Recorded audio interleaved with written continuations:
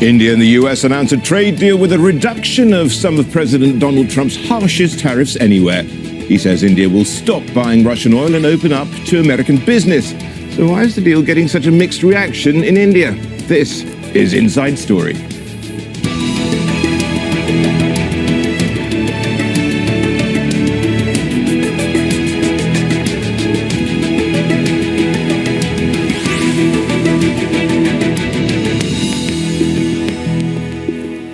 Hello and welcome to the program. I'm Rashad Salamat. It was a post on social media from Donald Trump that told the world that a trade deal had been agreed with India. The father of all deals, as one politician in India called it, a week after Prime Minister Narendra Modi sealed the so-called mother of all deals with the European Union. Now, the devil's in the details, as the saying goes, but critics say the India-US agreement is bedeviled by its vagueness. Trump says India will stop buying Russian oil, while India's huge agricultural market will open up to the US.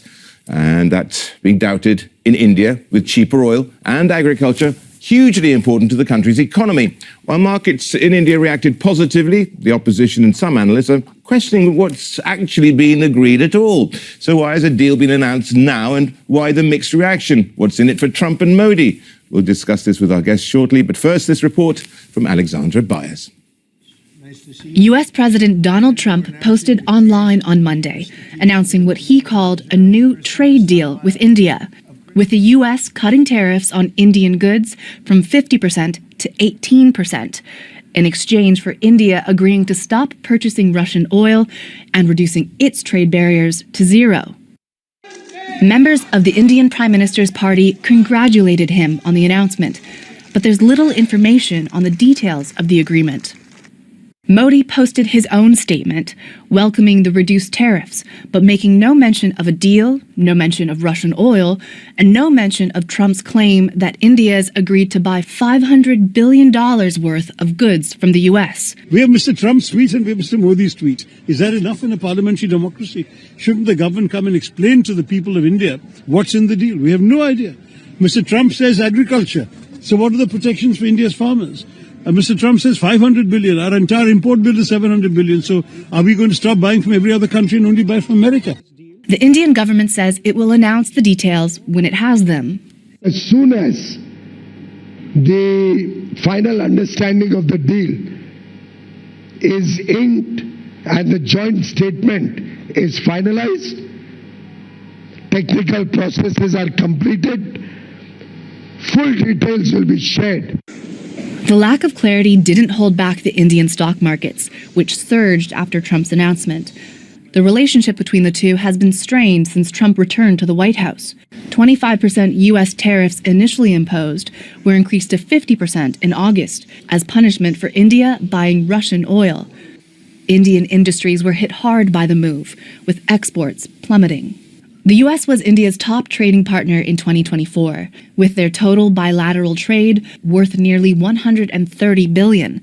But the relationship is skewed in India's favor. The U.S. exported around $41 billion to India. In comparison, Indian exports to the U.S.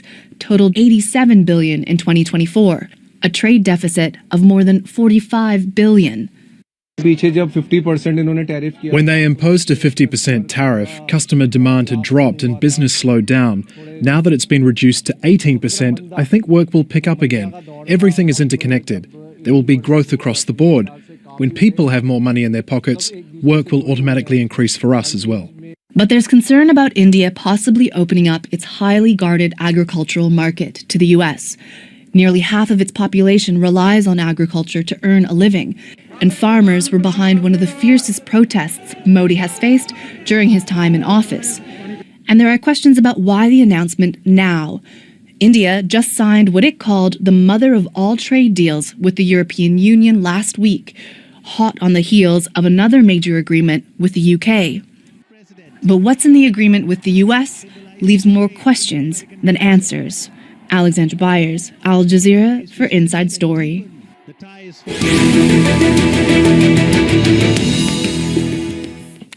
Let's bring in our guests. In Washington, D.C., Ajay Chiba, distinguished visiting scholar of the Institute for International Economic Policy at George Washington University.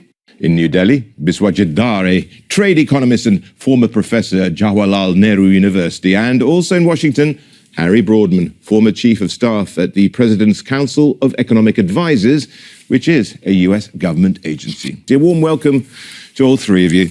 Now, it seems very vague here. The trade minister's not been able, as we just heard, to give us the details. Narendra Modi, in his social media post, didn't even mention the word deal. So the same question to all three of you, starting with you, Ajay.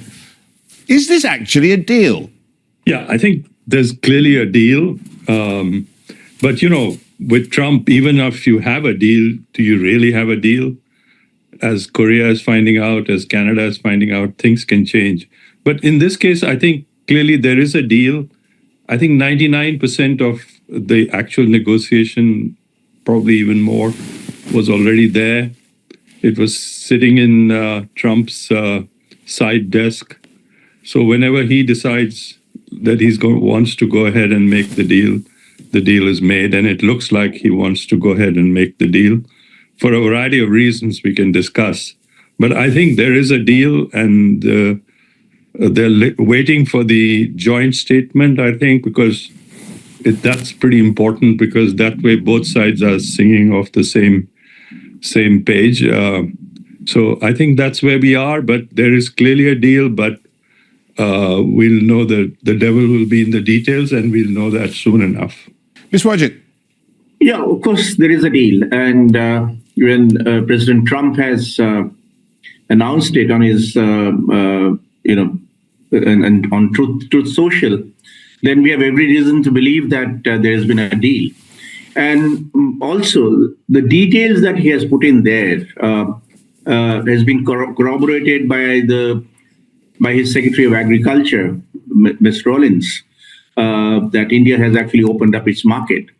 Now, I'm not too sure whether as Ajay says, that the whole deal was done and it was lying in Trump's, sort of table somewhere, and he's just brought it up. Because I think the Indian government was fairly opposed to opening up agriculture.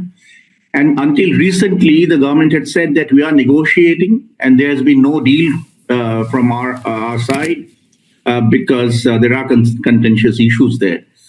So it's really mysterious how suddenly this has popped up almost immediately after the deal with the European Union was announced. We'll come to that. Harry, then. Yeah, I hope there's a deal. We've seen this movie many times before in the United States and the rest of the world, watching Mr. Trump negotiate with different countries. To be frank, I'm quite skeptical. And I think Mr. Modi is quite cunning. I'm sure he's holding his breath as well. In the U.S., a trade deal is either an executive agreement or it requires an act of Congress, and it depends on what are the contours of that deal. And, we got to see. The proof is in the pudding. Harry, but why tell the world about a deal when actually something on the surface, a little beneath that surface, there's a complete lack of details, and it seems to be not even half-baked? I would agree. It's maybe a quarter baked, if that. In the United States, a trade deal has to be enshrined in some kind of legal basis. Now, whether this will be an executive agreement by the president, and some presidents under certain deals have that authority, or it requires legislation on the part of the Congress. So that's number one. Number two, we've seen this movie many times before with many countries, including some of our closest trading partners, apart from India, where Mr. Trump will announce a deal and then he'll change his mind. In fact, this has happened to India before with Trump, just during this presidency. So again, I hope it's the case, but I remain skeptical. Biswajit, 18% on Indian exports, none on US ones. Surely something like this is the political equivalent of Turkey voting for Christmas. Absolutely, and that's where I think a lot of us here are extremely uncomfortable with this deal, because for one, India has always emphasized in the WTO and, of course, in other trade agreements, a special and differential treatment for developing countries. That the developing countries will always have lesser tariffs, at least not more tariffs as compared to their developed country partners. Now, here is a deal where we aren't going to be charging anything on U.S. imports, and U.S. has 18% tariffs. The other thing I might point out that before this reciprocal tariff came, India's imports were facing an average tariff of about 2.4 to 2.5%. So, which then means that what is being agreed in this deal and what we have know from President Trump and has been welcomed by our Prime Minister and our Trade Minister is that the tariff on Indian imports are going up almost sevenfold. Now that's the way. That's the initial sort of point where a lot of people are really opposed to this deal. Yeah, and Ajay, the same question here. I mean, it could be hugely damaging for the strongman image of Narendra Modi. No, I don't think so at all. I look at it quite differently. I think tariffs actually hurt your own people. So India has had very high tariffs for quite a long time. I've always proposed that India should be reducing its tariffs considerably. So if this deal reduces our tariffs, it will be good for India. As for the 18%, the way I look at it is, the old order has changed. We are in a jungle now. So if you're in a jungle and you hear a tiger, you can't outrun the tiger. You only have to outrun the guy next to you. So with 18% tariffs, it appears, of course, quite high.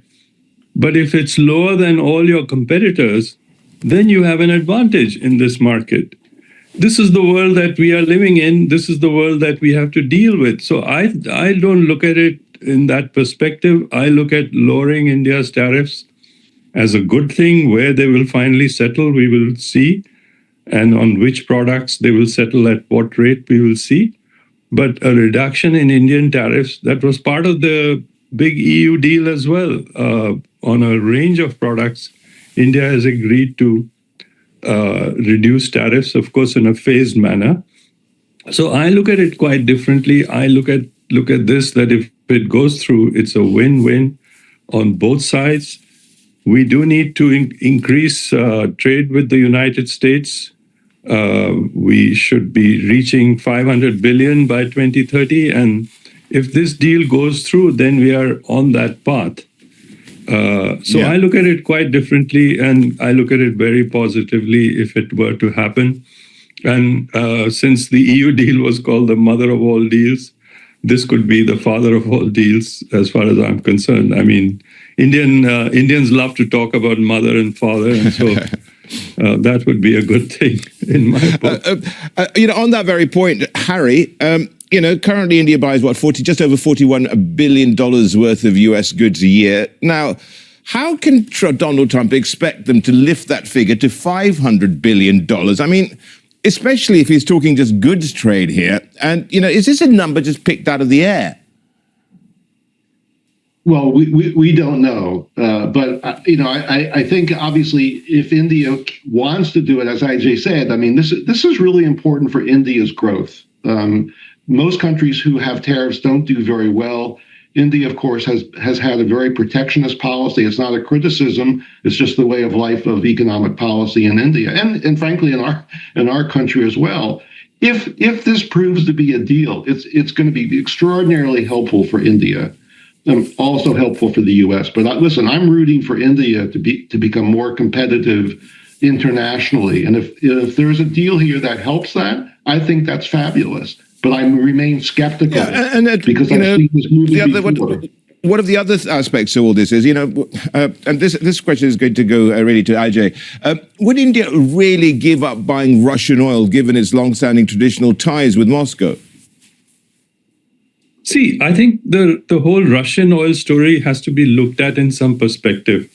When, if nobody had bought the Russian oil that India bought, and of course, India was a swing buyer. India was not buying much Russian oil in, say, 2020 or 2021. But then the world price of oil would have gone through the roof. and India would have been hurt, American consumers would have been hurt, everybody would have been hurt. So the fact that India bought Russian oil for a while and processed it and put it out in the market was actually a good thing for the rest of the world. Now, oil is not a commodity that you cannot source from various places. So if in order to go ahead with this deal, India reduces quite substantially its Russian oil purchases and starts buying oil from somewhere else, but Russia finds other buyers and the global market remains settled, I think it should be fine. I don't know the details, but I mean, I think we'll know soon. But oil is a commodity that it's a globally traded commodity, and if you buy a little less from here, you'll have to buy some more from there, and those who were selling it to you earlier will have to unload it somewhere else. Maybe the Chinese will pick it up. So I don't see that. On the $500 billion, I was told that it's over 5 years. So what that means is that India would be buying roughly 100, and that might also get phased up over a period of time. So if you're buying already about 50 billion, ramping it up to 70, 80 billion next year, and then maybe by the fifth year, you're at 120 billion, and you add it all up to 500 billion is not a bad thing at all. There's lots of US products that are very competitive, and India should be buying from the US. So, that doesn't sound like a huge number to me. Biswajit, let's move now to agriculture. And we know that the farming lobby is very crucial for Narendra Modi's politics here. Now, he's made a political pledge that the interests of the farmer will be upheld. From what you know about this so-called agreement, are they being upheld? No, actually, see, I want to address one issue that was raised by both my friends earlier about the win-win situation that is going to happen if India removes all its tariffs. Now, let me point out to them the reality that India faces today. That we have done about 22 deals and several with major trade partners. The reality is that Indian agriculture and manufacturing sectors are completely uncompetitive. And that is our own problem. And that is the reason why India is so protectionist, because you have this large number of small enterprises, micro, small and medium enterprises, and also the large agricultural sector. And what has happened with every trade deal that we have done with major trade partners, our trade deficit has actually gone up. And if you look at the numbers, it looks pretty astonishing how trade deficit has gone up. Now, with many of these trade deals, earlier trade deals, the government has repeatedly said, we have got a bad deal from our trade partners, from ASEAN, Japan, Korea, etc. And we want to review all these trade agreements because we are not being able to export enough. The problem is that we can't export because we are uncompetitive. We do not meet the international standards, the food safety standards, other regulatory standards, and that is where I'm worried about even the European Union, which insists that labor standards must be met. Now, India has the labor laws that we have done, and recently we have a whole lot of labor codes. We don't call them labor laws, which is aimed at making the labor market more flexible. It means hiring and firing has become easier. The labor rights have been brought down, have been truncated, and those are issues that are going to be hurting India. So we are actually not really prepared to get into the international, there and compete and win from this situation. It's very unfortunate, but then that is a reality. Now, suddenly, if you start opening up all these sectors which are very vulnerable, and now I come to agriculture, and this is the reason that we have very large number of small farmers, and these in the WTO parlance we call them low income and resource poor farmers. And according to the government data, 99.49% of the holdings in India are cultivated by low income and resource poor farmers. So they have absolutely no legs to stand on. They need government support. Now, that is the reason why the government actually made a commitment not to open agriculture in any of the FTAs. And the Prime Minister had made a commitment last year on our Independence Day that the interests of the farmers will be protected under all circumstances. It won't be, won't be a sacrifice. We won't open up. There lies the problem, that when Trump says that agricultural products will be exported to India, and as I said earlier, that the Secretary of Agriculture says we are going to be selling agricultural commodities, and the commodity prices in the US are going to rise as a result. That is where the discomfiture lies. Ms. Rajat, I want just to move things along to Harry and talk about now the timing of this. This is less than a week after the signing of the so-called mother of all deals, as you refer to, the EU-India free trade agreement. Now, Harry, can we read anything into the timing? I think to some extent, who knows what was going on behind the scenes, but, yes, countries are negotiating with each other. And of course, Mr. Trump sees himself as the gorilla in the ring, and that if someone has done a deal that didn't include the U.S., this is time for the U.S. to step up. But I think, listen, the world economy is a competitive place precisely because of comparative advantage and differentials in trade powers among these different countries. I agree with what was just said about, what's going on in India in the agricultural market. I think the notion that India would open up for agricultural exports, listen, it would be great from a competitiveness perspective in India, but there's got to be a transition period because all of these smallholder farmers are going to be hurt. And so I think there the question is, what's the domestic policy in India, social safety net, as it were, that would be coupled on the domestic side in India with such a trade deal? If it in fact is true that, U.S. exports in agriculture are going to make their way to India much more unencumbered than is currently the case. To you, Ajay, now, thing is this, if you look at the bare bones, the optics of this purported agreement, how does it compare to others in India's neighborhood? So I think, like I said, we have a rate. I wish we had 15% like the EU, Japan, and Korea, but we have 18. But we are still better off than Bangladesh, which will compete with us in textiles. Better off than Vietnam. Better off than China. So I think overall, it's in relative tariff terms, it's a favorable deal. I think the EU deal, I think it was FOMO. It was, fear of missing out.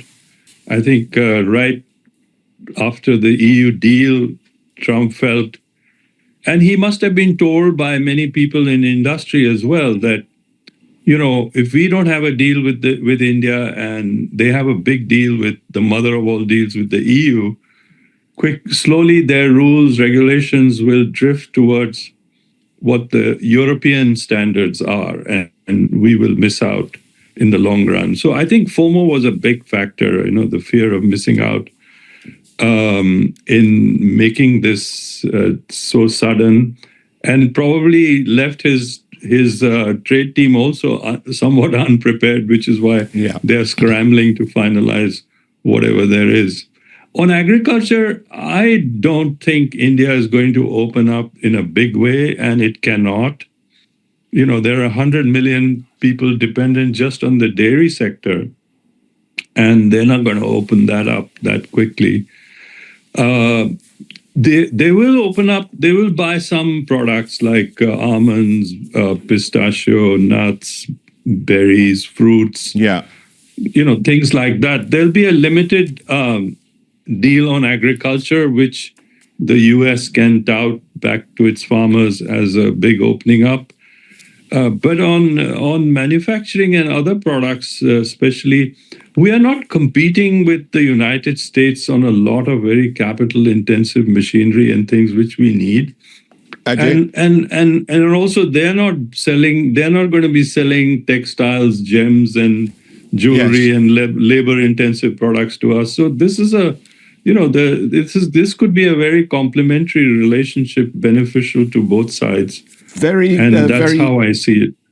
interesting stuff. But we're running out of time. Mr. Wajid, and to all of you, just follow off each other, less than 30 seconds each. What will the final agreement look like? Very quickly. Well, it's very unclear now because we have to see. No, not even the fine print. We don't even have the bold print, and we don't know what the government of India has agreed to because they're not. So the lack of transparency is also something that we have to contend with on both sides. Trump has only tweeted, and so we need more details. But whatever has come out from the tweets. The Trump's tweet and and Rollins' tweet. I think India has to think a lot as to what the implications would be. Very quickly, Harry. No, absolutely. I mean, once you make these deals written down and you make them public, then there's very little room for rolling back and turning away, and that really is the acid test. And as I said before, we've seen this before with Trump. Where deals are announced and then his mind has changed 24 or 10 hours later, and when we see the actual text of the agreement, as a former trade negotiator, that is what matters. These oral comments are fabulous, right, in spirit, but we've got to see the text, and then on both sides they've got to be ratified in some formal way by both governments. Ajay, you've got 10 seconds. Very quickly, sorry. Yeah. I mean, I think this Republic Day in India will go down in history as a trade deal bonanza. I mean, we had the mother of all deals and follows a week later with the father of all deals. This is very good start for 2026 for India. And I think India is showing that it is ready to trade with the world. It's not protectionist. It's going to open up. It's on its way to the Viksit Bharat, the advanced economy that it wants to be by 2047. And the only way to get there is to be able to trade with the West. Thank you. It's been great. Thanks to all our guests there, Ajay Chiba, Biswajit Dar, and Harry Broadman. Thank you so much. And thank you too for watching. You can see the program again anytime by visiting our website, aljazeera.com. And for further discussion, go to our Facebook page. That's facebook.com/AJ Inside Story. You can also join the conversation on X. Our handle is @AJ Inside Story. I'm Rashad Salamat, and from the entire team here, bye for now.